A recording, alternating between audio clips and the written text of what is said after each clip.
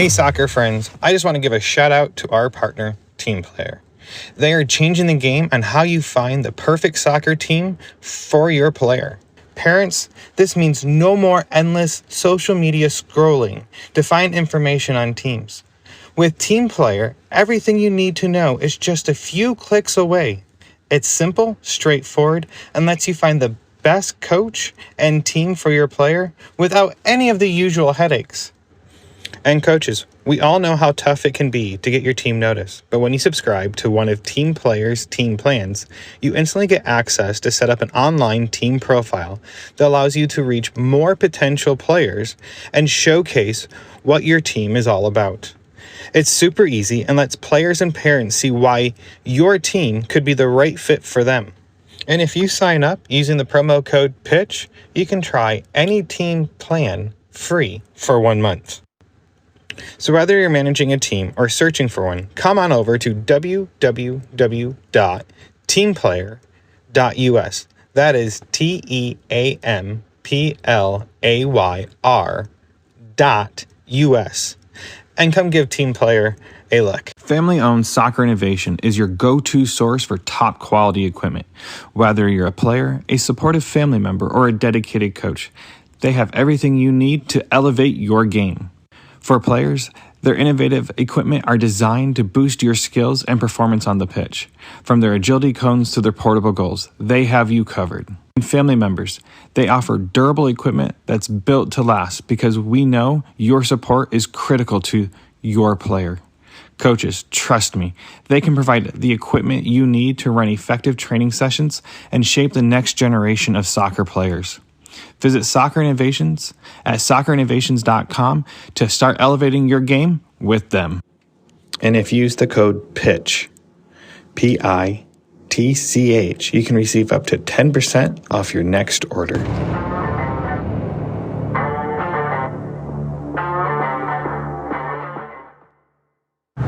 Hello and welcome back to Chat by the Pitch. This is Ian Babcock, your host. This week, I have Ian Stouffer with Goalkeeper U. Let me tell you how much fun it was talking to another Ian. I can't tell you how giddy I got inside by saying, Ian, how are you? Or our correspondence before the interview. So besides that, the interview was phenomenal in my opinion. Ian talks about his program that he runs and what's involved. And we kind of covered a high level and low, kind of deep dived in some areas. I do have some bad news going forward with my podcast. That anything more than an hour length in recording, I'm going to have to break up into 2 parts because of editing purposes.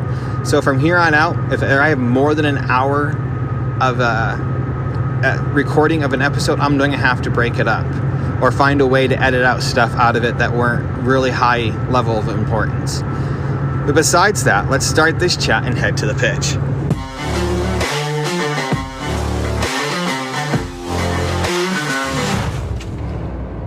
Hey guys, this is Coach Ian Stover with the Goalkeeper U.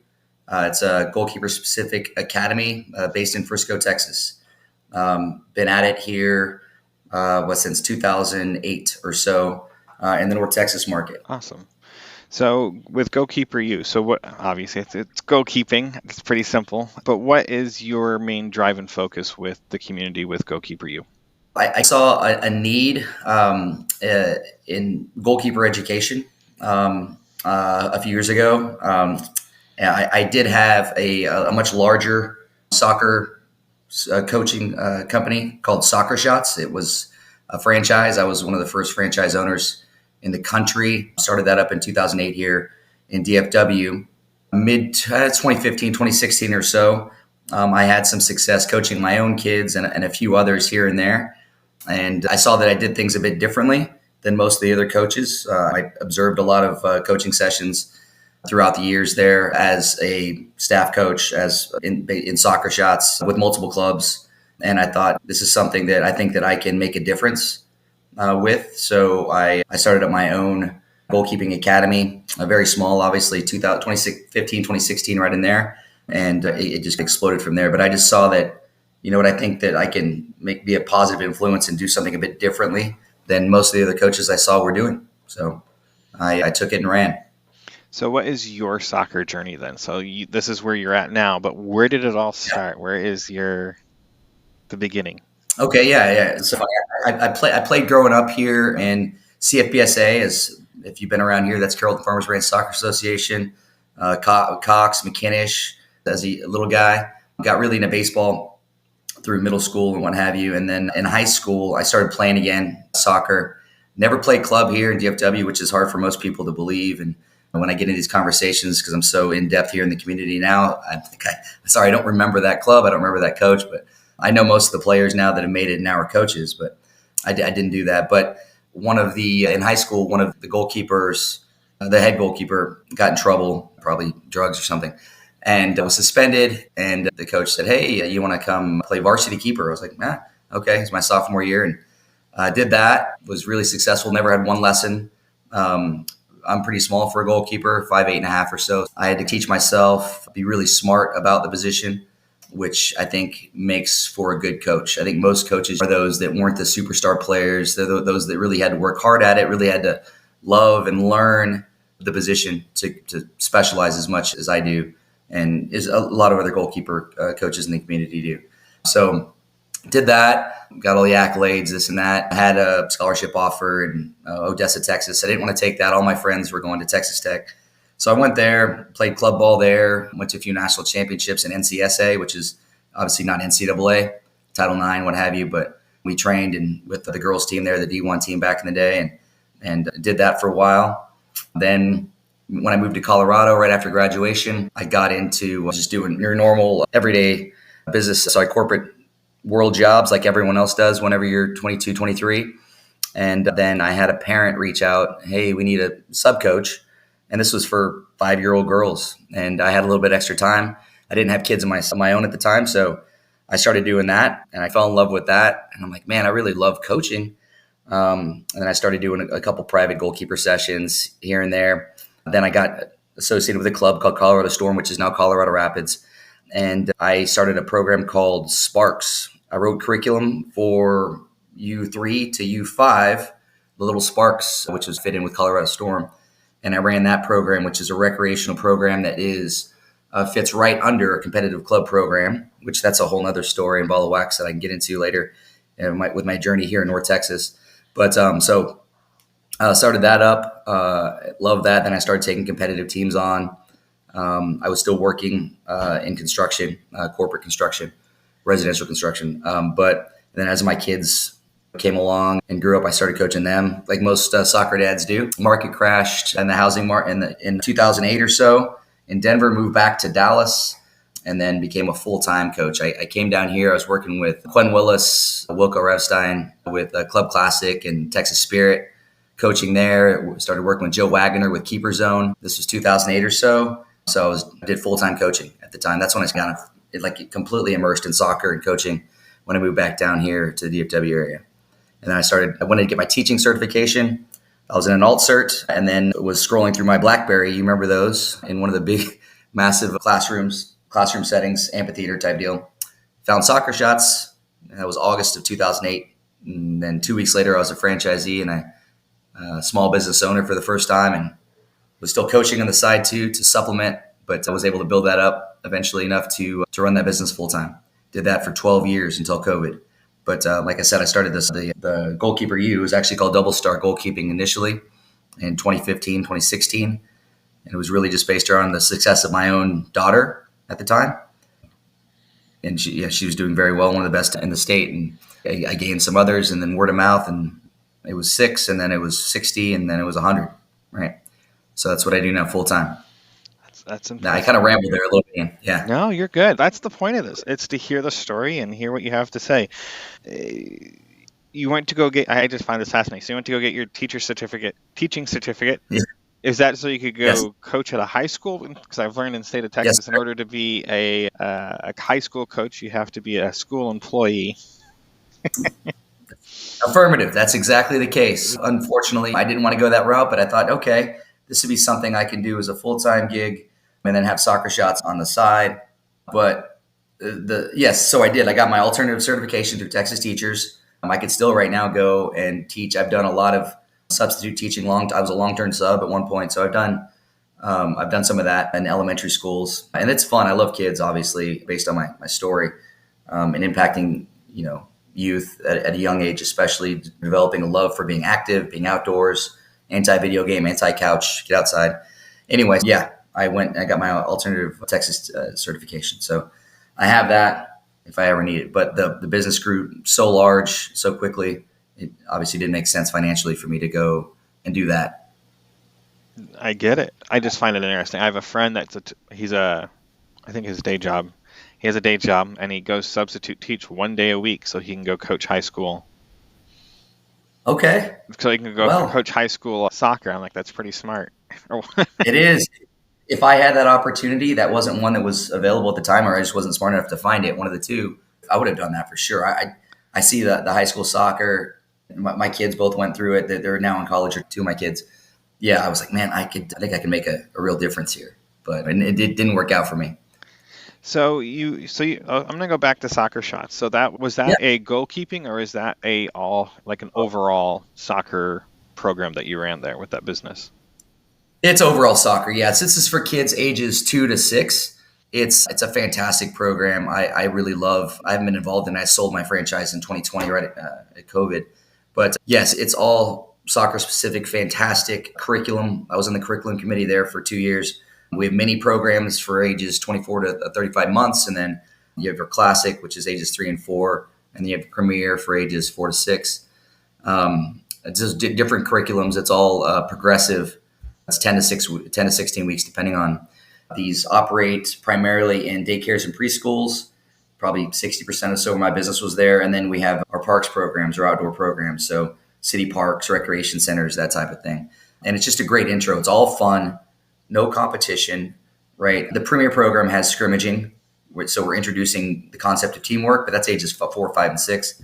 Before then, there's none of that. It's all just lower body motor skill development, coordination, just having fun, being cheered on, hearing your name, all those things that little ones love. And it's just so important in today's age, in my opinion, to create a positive first experience for being active, for their first organized sports experience, right? And that's what Soccer Shots is. And so I took that very seriously. And every coach I hired, including Joe, it's utmost importance, right? This is a crazy amount of responsibility you have. I know this isn't the big time. You're not really coaching, right? You're just coordinating fun. I called it you're a fun coordinator, right? But you're developing a love for being active, getting out there. And soccer is a gateway sport here in this country for the most part. So it's usually the first experience for most little ones. That's great. I find it fascinating just because my kids are 10 and 6. So it's learning more about what's going on. And this actually ties in what was just said over the weekend. This is, I can probably date this episode now when we're recording it, but with Landon Donovan saying how U.S. soccer is broken. It's a disaster. And how do we fix it? And I always chuckle because these folks are part of the problem. Like, how do we fix the problem in the United States? And everyone that has a good understanding of the background of what's really going on is the ones that need to hear it aren't going to listen to this. And if they do, we're lucky.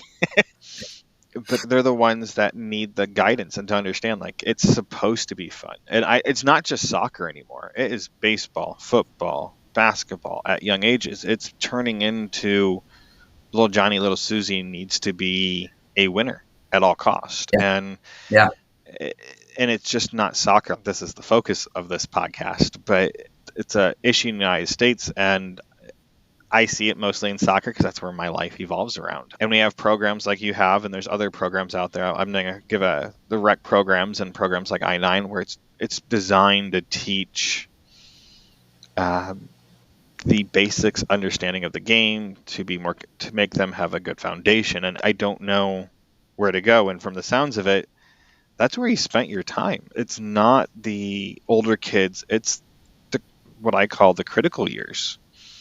Yeah, I absolutely. think from U11 and younger is the critical years. And those are the years where true development matters. And so did you run into the cases with these like Soccer Shots and the other programs that you've ran where parents are truly obsessed with only winning and would leave if you guys aren't winning? Or were you able to have that chance to have that dialogue with parents to educate them on, look, if you want your kid to be successful, it's no different than building your house. If you don't have the foundation, you can't move anywhere. Or is it bigger, stronger, faster mentality? And No, okay, yeah, you've got the right idea. Obviously, at those younger ages, the critical years, as you put them so quite rightly, their little psyches are so fragile, right? If they have a negative experience, if mom or dad are yelling from the sideline, if coach barks something at them, if they end up crying, these are that could ruin it for them forever, right? It's that important. They could be 4 years old and have that memory when mom and dad say, hey, Susie up the street's playing on the sparklers, but now she's 6 years old. Do you want to go play?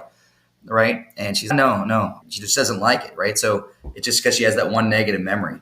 So yeah, it's all about fun. And then the fun part will breed I want to do this more, right? And then once they get good, because they're doing it more, they have success. And then in my opinion, once they have success, they have even more fun and become even more passionate about it. So those kids that make it through and are special are typically those that did it the right way, right? They had that success at a young age because it was fun initially, so they wanted to do it more. So they started doing it at home in their free time. They had a ball right beside their bed, and they got up, and when they went to brush their teeth, they just moved the ball from the bed to the bathroom, or they tried to move it down the stairs without losing control or whatever it may be. And then obviously when they get out onto the field, on the pitch, they're having more success. And then if you have success at a young age, and I'm now moving on from the 3 to 4 to the 5 to 6, then you become passionate about it. Then the joy happens, right? It's just not as difficult, and it's not a job, right? Mom and dad aren't yelling. Coach isn't yelling because you're the star player, right? You're the one that always goes to get the ball and brings it, back the other way. If you go watch, obviously, I coached a lot of rec soccer. That kid that always knows which way, where the goal is. And so they just go to the clump, that they control it, and then they move out of the clump and keep control, rather than just kick and run. Anyway, so I didn't want to get into detail there. But yeah, to answer your question, it starts with the fun, and obviously it gets into the success, which creates the joy and passion. I always say that. You say about the joy and fun. I think back, because I coached my son at 5 and 6, and I coached my daughter about 4 years old. And it was always about fun and having a good time. It was when you're coaching, it was never about raising your voice. I remember we did our first tournament with my son's team, and I have two yelling voices. I have my yelling voice, which doesn't carry, and I have my dad's yelling voice, which carries, and it makes kids cry. And we're in a tournament, and I couldn't get my son's attention. And so yelling, because the parents are crazy on the sidelines, and it's at a tournament, and we're backed up to multiple different fields, and needless to say, I used my dad yelling voice, and my son was in tears. And the other coach and I looked at each other like, we aren't doing any more tournaments. This is too much stress for a bunch of 5 and 6 year olds. There's no point of putting them under this stress load at this young of age.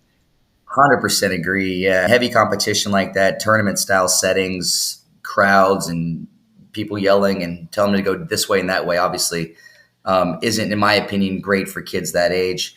That's going to come quite a bit later, in my opinion. But hey, man, I'm guilty of that as well. I've done that exact same thing with my own kids. Raised my voice, they weren't listening to me, and then it gets a little personal, and you can't help it. And all of a sudden, and I was young, and I learned from it. You learned from it. If I had another child now, I don't think I'd make that same mistake, but I certainly made it for sure. And I think most dad coaches do the same, or mom coaches.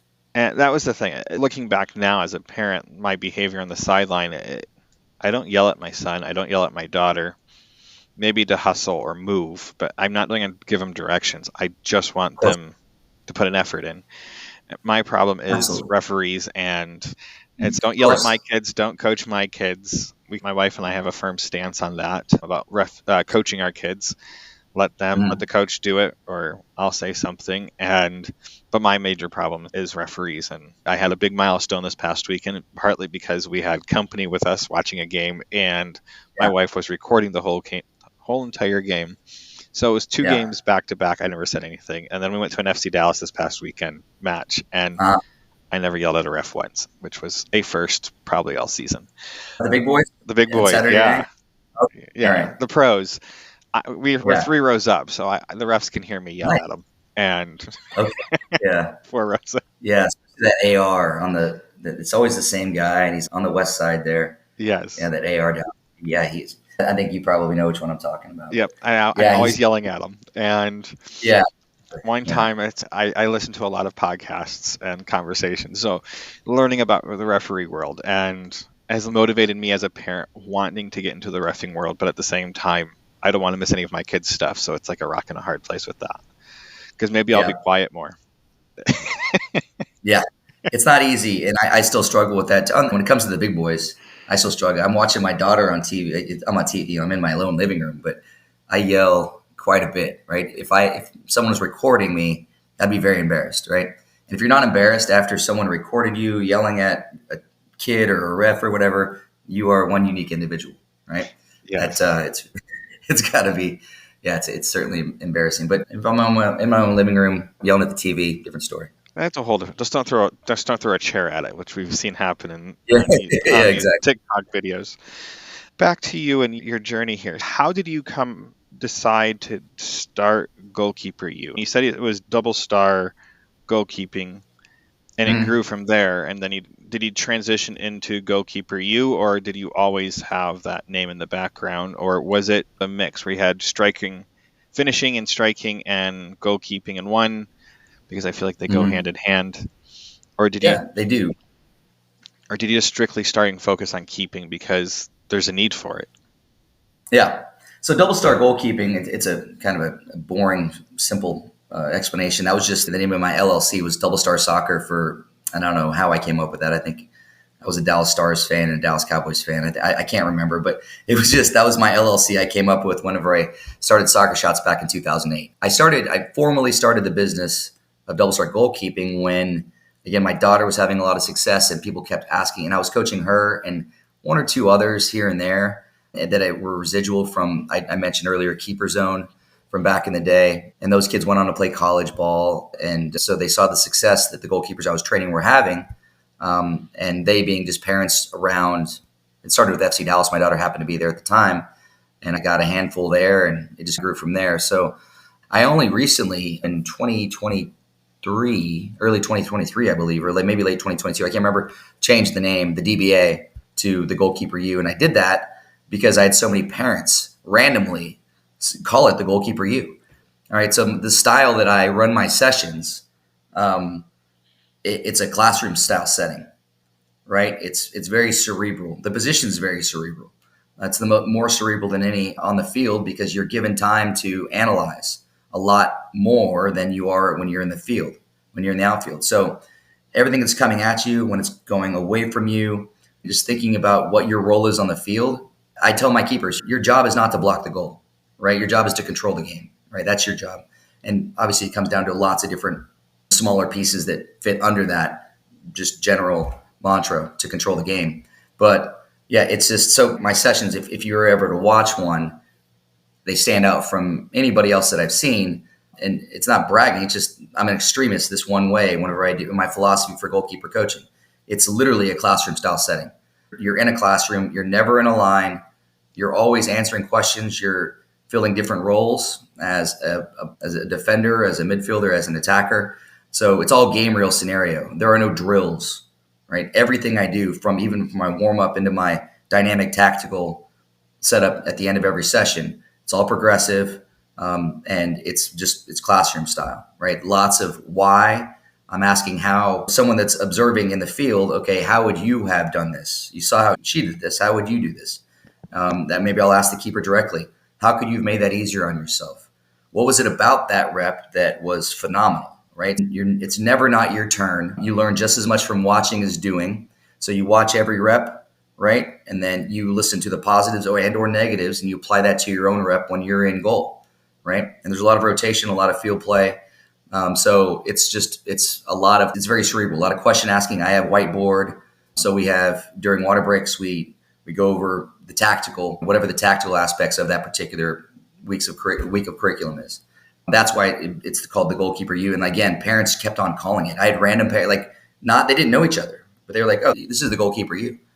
And so I was like, shoot, it sounds great. Is the domain available? And I was like, okay, I'll take it. So I completely rebranded.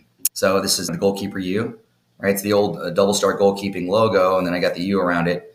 And I thought of Miami, the U, and all of that. So that's what the logo is: gold and black and white. So I love it. that's how I got that. Yeah. Now, with that being said, are your groups, is it group sessions, private sessions, or do you cover small groups, large groups, and individuals, or how do you break it down? I've done it all over the years. I've had groups of 80, and I've had privates, semi-privates. Currently, I'm offering privates and semi-private sessions, but it's primarily 90% of what I do is small group training, and that's because it's the most effective. Right? If you look at the back of my shirt here, right? That's my effective that's the tagline for what we do. What do I want my goalkeepers to be? I want them to be effective. They're not there to block the goal. They're affecting the match. I totally lost my train of thought. What was your question? I'm sorry, Ian. The group sizes. Buddy. No, you're fine. The group sizes. Oh, yeah. Yes. So small group settings. So mostly small group, as I mentioned. I have intro small group, which is novice goalkeepers or 2016 birth year and younger, believe it or not. I have 7-year-olds out there with me. And then I have a junior small group, which is 2015 to 2013. Then I have select 2013 to 2011, advanced 2011 plus. And I have 1 day a week, I have a master's group, those that have been with me more than a year that are 2009 and older. All the curriculum is basically the same up until the masters, just that it's higher pace as far as in session. There's a lot more talking and working through the technical aspects of the curriculum at the younger ages, and it's more focused on the tactical aspects on the older age groups. Just as I was a team coach for many years. I told you, Club Classic, and my goodness, I said that earlier. So anyway, I've coached with Solar, with Liverpool, with FC Dallas, and I told you the Colorado ones. It's the same thing. As you get older, right, your focus goes from heavy technical to heavy tactical, right? So if you're training teams at a higher level, you are at U11 through U13, you're going to be 70% technical, 30% tactical. And by the time you get to U15, 16, and then 17, 18, obviously you're going to be way up into the tactical area. You're going to do rondos and what have you to start, some passing patterns, but in the older age groups, you're going to go into the more tactical style training. So you're thinking about what you're doing, because by then you're through the golden years of development, and you should have most of that at the higher levels, at least you should have that tactical aspect of your game pretty much down or mastered. Do you still, with the younger age groups, because, looking at even the pros and how much the game has changed for a keeper over the last 20 years, I'll say 30 years. It's amazing looking at it from the early 90s to now. Mm-hmm. The role of a keeper has completely changed. They used to just be a shot blocker. Now they are one of the best, if not fittest, players on the pitch. On top of that, they have a lot of them have some of the best foot skills on the team and best read of the match. So what age do you continue, let me rephrase this. Do you continue focusing on individual foot skills all the way through all age groups, or do you push that to be the outside of your sessions and more work on goalkeepers tactics versus what I call the foundation, the mechanics of every keeper needs to have a good foot on them? Yeah. Okay. Yes. The foundation of goalkeeping. And by the way, I'll go back a skosh here. I do, for the intro through advanced, I have 16 weeks of curriculum. I repeat that every 4 months or so on average. And once we start, like week 1, for example, is foundational movement, right? So that's the foundation of goalkeeping. And I implant that into a 7-year-old goalkeeper, right?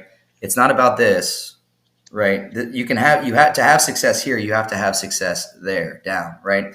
Your movement, maintaining balance as we move across the goal, different types of movements that we make. It's mostly lateral, right? But we move forward diagonally, we recover, right? As we do that, we always have a foundation for our upper body, and lower body is the foundation of the position technically, right? So I plant that in at a young age. Now, to your question about footwork and controlling the ball in the game, yes, I have several weeks of handling the ball in high pressure scenario, effective counterattack. And I do that with my 7-year-olds, with my intro session as well. Obviously, it's a kind of watered down compared to what I do a few hours later in the same night with my advanced kids. Yes, that's something that is implemented at a very young age, right? This is the way the position is played. Your first session with me, right? You need to get out of your head that you're there to block the goal. We need to control the game. And when we come down to actually shot stopping, we're controlling the ball. 3 types of handles. Block is not one of them. Blocking is not anything a goalkeeper does, right? They catch, parry, or punch, right? So you need to get the block out of your head, right? Maintain balance, right? So it's super duper foundational. My curriculum at the very start, and it starts at a very young age. Now, when I get into the part of my curriculum where we're discussing effective counterattack and high pressure possession, right? That's towards the end, right? So that's going to be way down the line. But always we build upon what we learn. Like I mentioned a few times, everything's progressive. The curriculum's progressive in the 16 weeks, and each session is progressive from simple to dynamic. Yes, it's a high point of emphasis, even at the youngest age, as far as just how the position's played. At the highest levels, the goalkeeper is the most athletic, has the highest IQ overall, is the best ball striker. So these are things that we have to really focus on, right? I get down to, with my olders, when it comes down to it, it's you versus the other keeper, and then there's a bunch of action in between. They're chess pieces, and you move them and control them, right? And that's not a viewpoint of anyone other than a goalkeeper, I understand, including head coaches. But that's the way that we look at it. And I want my kids to look at it, right? Once they can grasp that concept and understand. That's not something that I talk to with the littles about. But Oh, come on. so my verbiage. 7-year-olds will understand that. Yeah, absolutely. Yeah. Yeah. Did you say 11 or 7? 7. 7. Oh, no. Yeah, absolutely. That goes back to the whole 3-year-olds in a scrimmage. They don't know what team is, right? What, pass? No, I'm going to get the ball and I'm going to kick it as hard as I can, right? Right. Yeah. Yeah, it's obviously something you have to combat at the younger ages. But yeah, obviously it's the same curriculum, but it's taught in different ways. And I've been doing it so long now that it's just second nature, which is, I think, what a lot of parents see value in. Now, and kids. Right. Now, looking at this from a parent perspective, do you give a parent education or forms so they understand this is what we're doing at this age group, this is what we're doing at this age group? The way I think you had it broken down to 5 groups, if I'm remembering right. Yeah, the 5 different age groups that you have it broken down to. Do you give a leaflet or some type of pamphlet for parents to understand the curriculum? Because as a parent, the more we understand what our kids are doing, the more we're able to help them and give encouragement. It's like my daughter has decided she wants to be a goalie, and the rationalization she gives is because she doesn't want to run. Yeah. and that's a lot of the youngers are like that, right? And that's okay. There are plenty of goalkeepers that have had a ton of success. They have the exact same story, right? When they were 7 or whatever, I don't want to do that running. I'm going to get in the goal. I love the sport, right? And I'm just naturally defensive minded, whatever it may be. Those are the kids that end up in back, and that's absolutely okay. But yes, going back to your question, I don't have a pamphlet or leaflet or anything like that. It's laid out on my site. And one thing that I do differently than most, and this is something I couldn't do when I was coaching the Solar. If you've been to ATF, parents stay way over here. This is your spot. And then I want my parents on the field. So I operate out of Pitt Frisco right now. I encourage all, especially new parents that are new to me, I tell them, right, as the kids come up, I'm like, come out here with us. I know it says right there, parents aren't allowed on the field.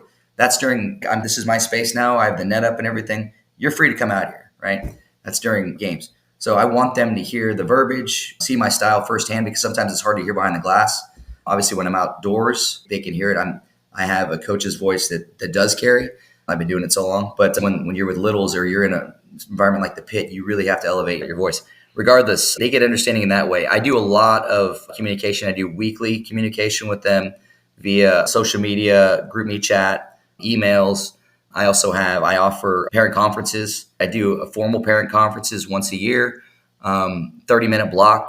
It's just you and I face to face. You can bring the kid as well, the athlete, and I'm always free. So I define myself and what I do as a partner, not a coach. I'm a partner in your child's development and journey, right? So I am always there to analyze film. You can send me clips of anything. If I'm there, I'll go out and watch. I'm always free. You can reach out at any time with any questions, concerns. I'll set time aside. This is my full-time job now. I'm there for all of my goalkeepers and families, and I grow to love them. I've had some for 7-8 years now. Most of them are obviously repeat customers. I hate to say customers, but technically they're so whenever I reach out to my community, they're family. So like I just set out on Monday morning, good morning GK family, right? Or GKU family. I did it again this morning in an email, right? When I'm addressing everybody. So it's part of a family. And like I said, I'm a partner, not just a coach. I'm not a trainer. I don't do fitness. I don't do run this way, get across the goal, jump over that cone, make a diving save, run across the goal. It's not realistic.